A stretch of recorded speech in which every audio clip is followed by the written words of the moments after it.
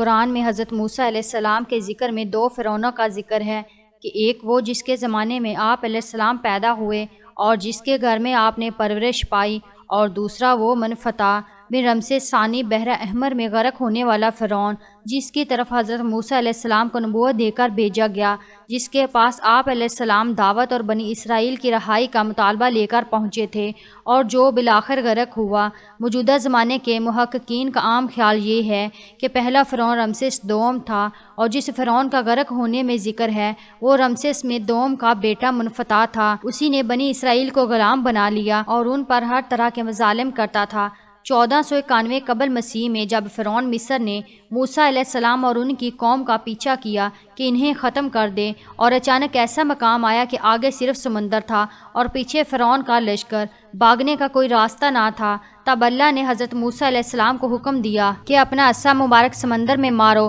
انہوں نے ایسا ہی کیا اور دیکھتے ہی دیکھتے سمندر دو حصوں میں بٹ گیا اور اتنا لمبا راستہ بن گیا کہ پوری بنی اسرائیل قوم اپنے مال و اسباب سمیت یہاں سے گزر گئی، مگر جب فرعون مصر نے جو کہ خود کو خدا کہتا تھا اور اس کے لشکر نے گزرنے کی کوشش کی تو سمندر واپس آ کر مل گیا جیسے پہلے موجود تھا، اور سارا کا سارا لشکر فرعون سمیت غرق ہو گیا۔ اس طرح سے ڈوب کر مرنے کے بعد سمندر نے صرف فرعون کی لاش کو سمندر سے باہر پھینک دیا، جبکہ باقی لشکر کا کوئی نام و نشان نہ ملا، اور یوں آہستہ آہستہ کر کے وقت گزرتا گیا۔ مصریوں میں کسی شخص نے ساحل پر پڑی اس کی لاش کو پہچان کر موجودہ فرعون کے دربار میں بتایا، سو فرعون کی لاش کو محل پہنچایا گیا۔ درباریوں نے مسالے لگا کر اسے پوری شان و شوکت اور احترام سے تابوت میں رکھ کر محفوظ کر لیا۔ کمال کا اتفاق ہے کہ پوری زمین پر اس وقت صرف ایک وہی قوم تھی جسے مسالے لگا کر لاشوں کو محفوظ کرنے کا ہنر آتا تھا۔ ایسا لگ رہا تھا کہ اس قوم نے اسی دن کے لیے ہی سب سیکھا تھا۔ فرعون مصر کی لاش کو مسالہ لگا کر محفوظ کرنے کے عمل کے دوران ان سے غلطی ہو گئی، اور وہ غلطی یہ تھی کہ فرعون کیونکہ سمندر میں ڈوب کر مرا تھا اور مرنے کے بعد کچھ عرصے تک پانی میں رہنے کی وجہ سے اس کے جسم پر سمندری نمکیات کی ایک تہ جم گئی تھی، سو مصریوں نے اس کی لاش پر نمکیات کی وہ تہ اسی طرح سے رہنے دی اور اسے ایسے ہی مسالہ لگا دیا۔ وقت گزرتا گیا، زمین و آسمان نے بہت سارے انقلاب دیکھے، جس کی گرد کے نیچے سب کچھ دب گیا، حتیٰ کہ فرعونوں کی حنود شدہ لاشیں بھی زمین کی تہوں کے اندر چھپ گئی۔ ان کے نام صرف کتابوں اور ان کی تعمیرات، شان و شوکت لوگوں کے ذہنوں کے اندر ہی رہ گئے، اس کے علاوہ ان کا بنایا گیا سب کچھ ختم ہو گیا۔ اس واقعے کے 2000 سال کے بعد اس دنیا میں اللہ کے آخری نبی حضرت محمد صلی اللہ علیہ وآلہ وسلم تشریف لائے، اور ان پر نازل ہونے والی آخری کتاب کے اندر انسانوں کی عبرت کے لیے فرعونوں کے قصے بڑی تفصیل کے ساتھ بیان کیے گئے، اور اسی سلسلے میں فرعون کے جسم کو محفوظ کرنے کے بارے میں بھی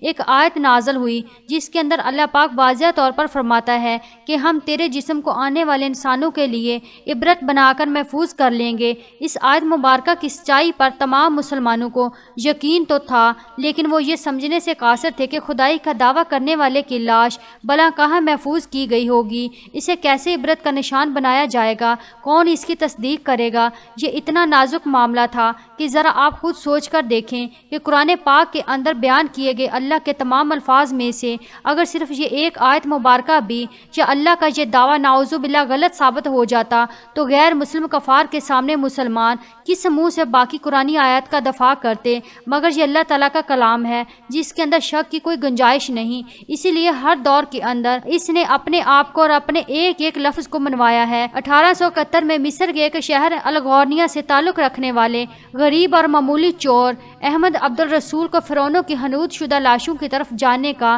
خفیہ راستہ مل گیا۔ یہ بس اتنا چاہتا تھا کہ فرعونوں کی لاشوں کے ساتھ موجودہ قیمتی نوادرات یعنی سونا، چاندی، ہیرے، موتی وغیرہ کو چرا سکے۔ یہ دریائے نیل کے کنارے تبسیہ کے مقام پر بیٹھا منصوبہ بنا رہا تھا کہ جب اسے خفیہ راستہ کا پتہ چلا اور اس نے یہ جگہ کھودنی شروع کی، اسی دوران اسے مشکوک سمجھ کر کچھ لوگوں نے پکڑ لیا اور پولیس کے حوالے کر دیا۔ بعد میں وہ جس جگہ کو کھود رہا تھا وہاں سے ملنے والے راستے کی کھدائی کی گئی تو 1891 کے اندر دوسری ممیوں کے ساتھ ساتھ اس غرق ہونے والے فرعون کی لاش بھی مل گئی۔ اس کے کفن پر سینے کے مقام پر اس کا نام لکھا ہوا تھا۔ ان ممیوں کو ماہرین اپنے ساتھ قاہرہ لے گئے جہاں ان کا تفصیل سے جائزہ لیا گیا تو فرعون والی ممی پر جمی ہوئی نمکیات کی تہ سے اس بات کی تصدیق ہو گئی کہ یہ وہی فرعون ہے جسے پانی میں غرق کر کے نشان عبرت بنانے کا وعدہ کیا تھا۔ پوری دنیا میں کھلبلی مچ گئی۔ اس کی تصدیق کے لیے پوری دنیا کے سارے قدیمہ کے ماہر اور سائنسدان مصر کی طرف چل پڑے۔ مختلف سائنسی ٹیسٹ کرنے کے بعد دنیا بھر کے سائنسدانوں نے تصدیق کر دی کہ دوسری سب لاشوں کی نسبت صرف اس ایک فرعون کی لاش پر ہی سمندری نمکیات کی تہ جمی ہوئی تھی جس نے اسے محفوظ رکھا اور گلنے سڑنے سے بچائے رکھا۔ اس تصدیق کے بعد اسے فائنلی فرعون کی لاش قرار دے کر میوزیم کے اندر محفوظ کر دیا گیا۔ 1982 میں یہ ممی خراب ہونے لگی تو اس وقت کی مصری حکومت نے فرانس کے کمے کو درخواست کی کہ اسے خراب ہونے سے بچایا جائے۔ جدید سائنسی انسٹرومنٹس کی وجہ سے اس کی موت کی وجہ کو بھی معلوم کیا جائے۔ چنانچہ مصری اور فرانسیسی حکومت نے مل کر اس ممی کو فرانس سے لے جانے کا انتظام کیا۔ جب فرعون کی لاش کو فرانس پہنچایا گیا تو ایئرپورٹ پر اس دور کے فرانسیسی صدر بذات خود حکومت کے تمام اعلیٰ عہدیداروں اور تمام وزراء اور فوج کے افسران کے ساتھ اس کے استقبال کے لیے موجود تھے۔ فرعون کی لاش کا استقبال کسی زندہ عظیم بادشاہ کی طرح کیا گیا۔ فوجی دستوں نے اسے سلامی دی اور اس کی ممی کو ماہر ڈاکٹروں کی ٹیم کے حوالے کر دیا گیا۔